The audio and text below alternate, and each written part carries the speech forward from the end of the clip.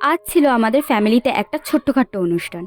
শ্রাবণ মাসের এই শেষ সোমবারে শিব ঠাকুরের জন্য একটু ভোগের আয়োজন করা হয়েছিল, যেখানে ছিল 4-5 রকমের ভাজাভুজি, সাথে হয়েছিল লাবড়া। আর এই সব রান্নাই কিন্তু আমাদের বাড়ির সবাই মিলে করেছে।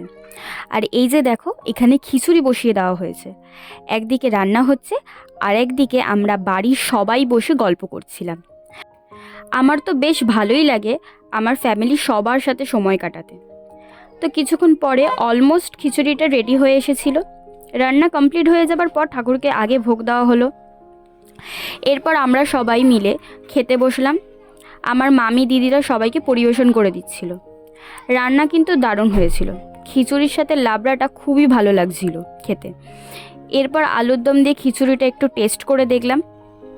প্রত্যেকটা রান্নাই এত ভালো হয়েছে, বাড়ির সবাই রান্না করেছে বলে না, এমনি সত্যি খুব ভালো হয়েছিল। শেষে ছিল কোল্ড ড্রিঙ্কস। তো এভাবেই সারাদিনটা আমার সুন্দরভাবে কেটে যায়। তো দেখা হচ্ছে নেক্সট ব্লগে। টাটা।